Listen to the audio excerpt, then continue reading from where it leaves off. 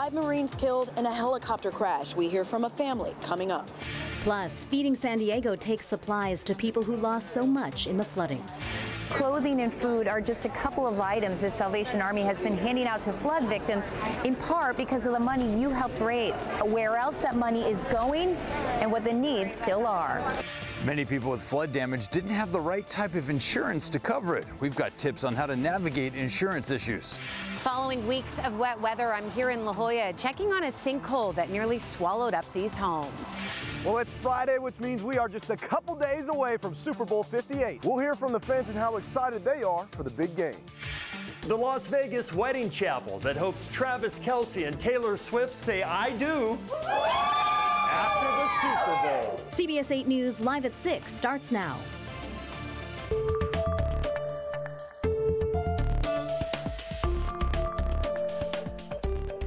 There are a lot of resources out there for victims of flooding, but what if you lost your car to the rising waters and can't get to any of it? Good evening, I'm Marcella Lee. I'm Carlo Cicchetto. Some flood victims found themselves isolated and stuck, but as CBS 8's Jesse Pagan found, one Spring Valley woman picked up the phone and reached out for help, and Feeding San Diego answered. Jesse. Hey guys, the flooding wiped out Alicia Crow's home and belongings and her car. She noticed a lot of her neighbors were in the same predicament, so she reached out for help to get food to her street, and Feeding San Diego brought it to them. I was here, I just happened to take the day off of work. Alicia Crow's story of what she went through January 22nd echoes that of so many others in her Spring Valley neighborhood. The water was at my knees. Within 12 minutes, it was at my waist. 22 minutes, it was up to here when my son, daughter-in-law, and my husband actually had to swim in from each side of the street to get me out. I'm coming! By chance, she says a police officer was nearby and helped her get out of the deep water to safety. Her home left flooding behind her. As you see, I've lost everything, including her car, leaving her with few options to move about town or get food. We realized we've got to go into the community. Feeding San Diego caught wind of the situation after Alicia made a call, and now her driveway on Broadview Street is a makeshift food pantry for the neighborhood, a first for the nonprofit. You know, this is something that we've been noticing with regard to the whole community response throughout the southwest part or southeast part of San Diego, that a lot of vehicles were damaged or gone, and people don't have the means to transport. Feeding San Diego interim CEO Robert Kaminsky says volunteers and staff are working to find other neighborhoods in similar situations. They can bring vans full of ready-to-eat meals and food to hand out. We feed, we are able to rescue food, but the community is what unites. A sentiment Alicia shares. Not a lot of us knew each other, but we are bonded together through this disaster. Hashtag Broadview Strong. And they are in good spirits there, at least in some ways. Kaminsky says they're ready to do this as many times as possible in any neighborhood the floods hit, but they can't do that without help from the community. So if you'd like to get in touch with Feeding San Diego to either request one of these in your neighborhood or find out how you can donate or help, head to CBS8.com for more info.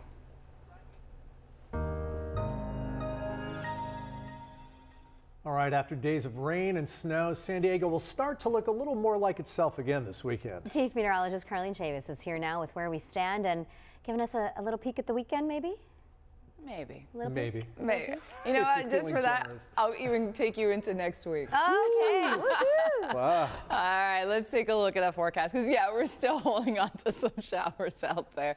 It's got to be a little bit of a tease. All right, so we do have some showers that are still popping up on that radar. And when we take a closer look, you're seeing that near Fallbrook. And so that's trickling in with some really light stuff. So adding to accumulations that we've already seen over the past few days, which have been a lot. And we're talking about much lighter stuff, a few hundredths of an inch, upwards of a tenth of an inch, and this is actually exiting out. So we're starting to see it move on shore. It was impacting Coronado, now Imperial Beach for the South Bay, and then also seeing that for Chula Vista moving in towards Bonita. This is going to clear out over the next couple of hours. And we're looking at sunshine by this weekend, right back to it, and all the way into next week. You're looking at some high clouds that will also be added to the scenery, and we're going to have a warm up. Temperatures warming right back into those upper 60s, but we're going to start off the weekend with still some cool temperatures into the 30s and 40s when it comes to your overnight lows, low 60s when it comes to those daytime highs. And once we go past that, there is a chance that we could see some wet weather but it's going to be for a while. So we'll take a look at that 8-day microclimate forecast and how we shaped up with the recent rainfall coming up. Carlo, Marcella. Thanks, Carlene. Repairs related to a massive sinkhole in La Jolla that opened up early last year are being pushed back because of the wet weather. Several homes off Gilman Drive are sliding off their foundations. And as CBS 8's Jenny Day reports, the legal claims against the city of San Diego are mounting. This is the size of the storm drain pipe that broke nearly 1 year ago. Repairs are underway and set to be complete by spring, but they're delayed because of more wet weather. This is now 17 legal claims are filed against the city. The whole building's shaking the whole time. It was horrible. 80 feet wide by 40 feet deep, a massive sinkhole opened up feet away from the La Jolla Terrace condo complex. This is it 1 month ago, and here it is today. Massive hole, super dangerous. Kyle Vors, an officer in the Navy, was one of dozens displaced. He said his home shifted several inches over the course of 6 months. Water kept eroding the ground from the building. Every single day they would come back with wheelbarrows of dirt and backfill close to the building and say that, there's no issue at all. Cracks in the walls, cracks in the floors. Doors don't close, doors don't lock. Despite recent rain, this part of the earth actually gave way in March of 2023. Then Tropical Storm Hilary hit in August, only causing more damage. They had the ability to fix this 100 times over. They knew that it was a problem, and they openly chose to do nothing. Kyle says the Freedom of Information Act requests he's filed show the city's own engineering department knew the complex was compromised in March, but the building wasn't red tagged until October.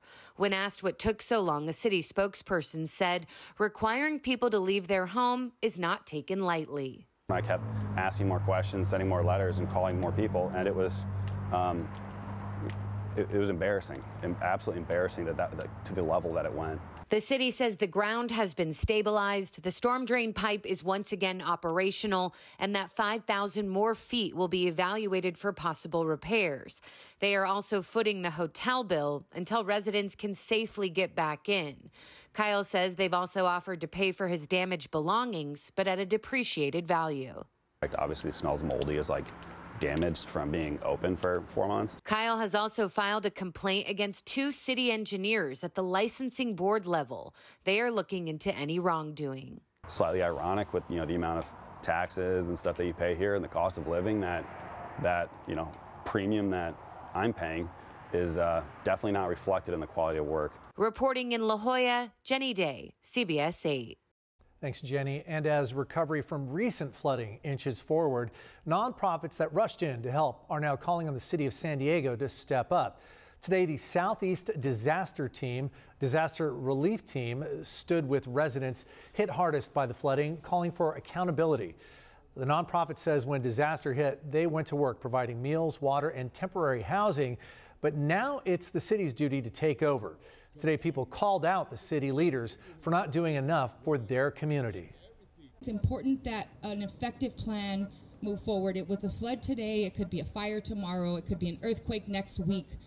And it was unacceptable the way it was handled. And the hope is that they will work together with the communities. There were calls today to improve infrastructure in the community and for the city of San Diego to apologize for neglecting the area during this crisis.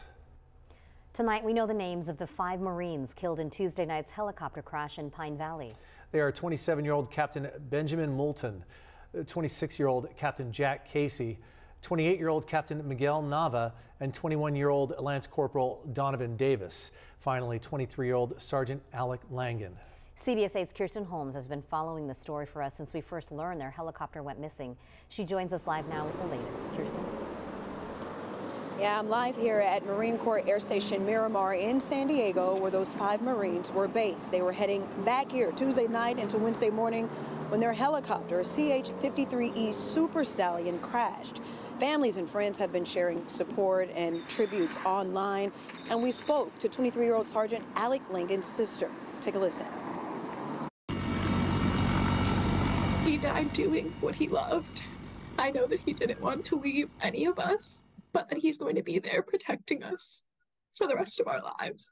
Elizabeth is Alec Langan's big sister. She says losing Alec leaves a void in their family no one can fill. He's not going to be there for the monumental life things. He's not going to be there for the small day-to-day things like watching TV or in the group chat, like making funny jokes about our dad's head shape. Captain Benjamin Moulton, Captain Jack Casey, Captain Miguel Nava, and Lance Corporal Donovan Davis died with Langan when their CH-53E went down overnight Tuesday into Wednesday.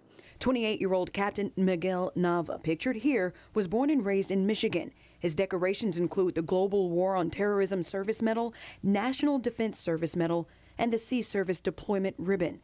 27-year-old Captain Benjamin Moulton from Idaho, pictured here, was awarded the National Defense Service Medal. Lizzie says Alec had just gotten married a month ago in Sedona, and one of the last times they'd shared together alone, Alec confided in his sister on his wedding day. I wasn't nervous up until now, but I know that she's my forever, and she's my person, and I can't wait for her to be a Langan. We are a military family, and you hear of people dying all the time. We've had family friends that have passed. We've had friends that we've known who have committed suicide. We've seen it all. And you never expect that your fun-loving brother or son are going to be the ones. The latest from the Marine Corps is that they are still working to recover the bodies of those 5 Marines from the rough, rugged terrain in Pine Valley. Also, the investigation continues into why their helicopter went down. Reporting for CBS 8, I'm Kirsten Holmes. Back to you. Kirsten, our hearts go out to those Marines' families. Any word if any of those fallen Marines were from here in San Diego? No, Marcella, they were not from San Diego. They came to us from Idaho, Michigan, Kansas, New Hampshire, and Arizona. Marcella? Thanks so much for the very latest. Thanks, Kirsten. A jury in El Cajon has acquitted a nurse charged in the death of a pregnant inmate at the Las Colinas detention facility. But they were unable to reach a verdict for Dr. Frederique von Lintig, who was also charged. She is expected back in court next week as prosecutors decide whether to pursue a new trial. Prosecutors accused jail nurse Danalee Pasqua and von Lintig of failing to give 24-year-old Elisa Serna proper medical care. Serna died after collapsing in her cell in the jail's medical observation unit back in 2019. Tonight, there's been no major damage reported, but people across the Los Angeles area felt a magnitude 4.6 earthquake earlier today. It happened just before 2 o'clock this afternoon and was centered near Malibu. According to the U.S. Geological Survey, people as far south as Orange County and as far north as Bakersfield felt it. Still ahead tonight, what happens to the Super Bowl merchandise for the losing team? We verify. I always wondered about that. Plus, the Salvation Army totals tonight on the money for local flood victims that you helped raise. And more if you have questions about your insurance and flood coverage. We're working for you to get answers. That's next.